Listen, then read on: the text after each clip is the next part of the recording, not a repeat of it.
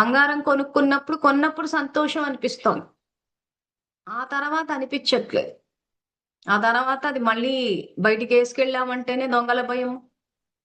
లాకర్‌లో పెట్టామంటే ఇంక అవి లాకర్‌లోనే ఉంటాయి. సో, ఆ కొన్నప్పుడు ఉన్న సంతోషము ఆ బంగారం ద్వారా శాశ్వతంగా ఉండట్లేదు. రోజు బంగారం చూసుకొని సంతోషపడుతూ ఉండం కదా! సో, ఇక్కడ సంతోషము, శాంతి అన్నది ఆత్మ యొక్క స్వధర్మం అది. సో, బంగారం వేసుకోవద్దంటే వేసుకోవాలి. వేసుకోవద్దని అనట్లేదు.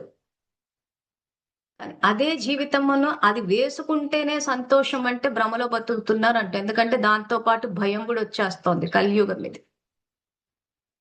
అదే మనం గనక ధర్మ మార్గంలో సంపాదించి ప్రతీది భగవంతుడిచ్చినది అని అనుకుని ఎంత అవసరమో అంతవరకు పెట్టుకుంటే ఆ బంగారం ఈ కలియుగంలో వేసుకున్నా పోతదేమో అన్న భయం ఉండదు.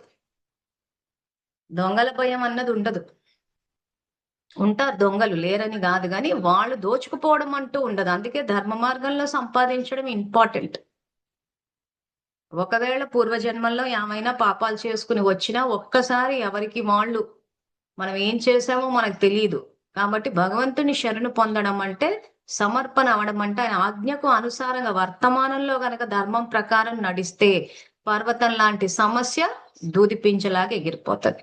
సో, ఇక్కడ భగవద్గీత ద్వారా మనకేదైతే జ్ఞానాన్నిచ్చారో, ధర్మం తెలియజేశారో, దీన్నే ఇక్కడ రామాయణంలో లక్ష్మణుడు మర్యాద అన్న గీతలాగా రాశారు. దీన్ని లక్ష్మణ రేఖ అంటారు. మర్యాద అన్న గీత అంటారు. సో, ఈరోజు భగవంతుడు చెప్పిన ధర్మం అన్నది ఒక మర్యాద అన్న గీత. అంటే ఈరోజు ఆయన శాంతితోటి వ్యవహరించమని చెప్పాడు.